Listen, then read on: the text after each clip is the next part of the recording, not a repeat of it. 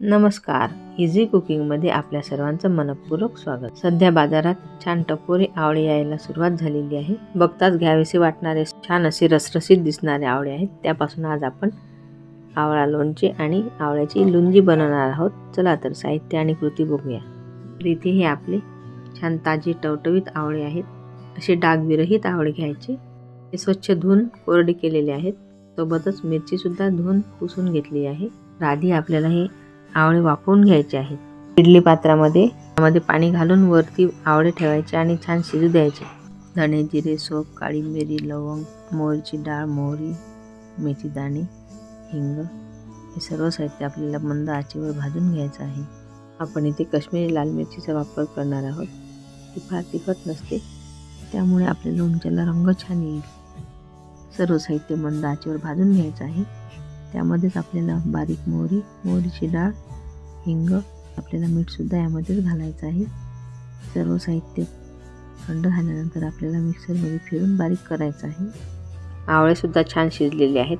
वाफेवरच ते पटकन शिजतात. जिरे, मोहरी, सोप, मेथी दाणे, थोडी कलौंजी आणि थोडी हळद घ्यायची. आवडीनुसार लाल मिरची पावडर आणि थोडा गरम मसाला आणि हिंग घालायचं. थोडं काळं मीठ घालायचं.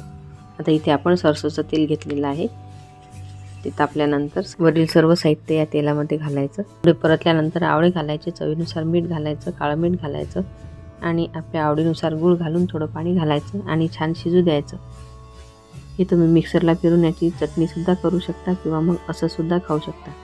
वरून थोडं काळं मीठ घालायचं. पूर्ण पाणी आटेस्तोवर आपण याला शिजवून घ्यायचं. तयार झाली आपली आवळ्याची चटपटीत लुंजी. आपण कैरीची नेहमीच बनवतो त्याप्रमाणेच आवळ्याची सुद्धा बनवायची. आता बनवायचं आपल्याला आवळ्याचे लोणचे. वरील सर्व साहित्य आपल्याला मिक्सरच्या भांड्यात घालून थोडं जाडसर करायचं आणि इथे आपले आवळे उकडलेले होते त्याच्या फोडी करून घ्यायच्या. त्याचं बी वेगळं करायचं. हिरवी मिरची घेतलेली आहे आपण इथे उभे काप करून, त्याचे आपण आणखी छोटे काप करायचे.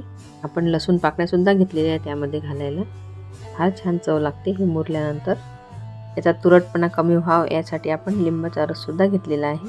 आता इथे कलौंजी घालून घेतली आणि जे बारीक केलेलं साहित्य होतं ते सर्व यामध्ये घालायचं. एक मोठा लिंबाचा रससुद्धा घालायचा. छान एकत्र करायचं. आता आपली आवळी शिजलेली असल्यामुळे आपण हे ताबडतोबसुद्धा खाऊ शकतो किंवा 2-3 दिवसानंतर यामध्ये मिरची लसूणचा स्वाद उतरतो आणि खायला खूप छान लागतं.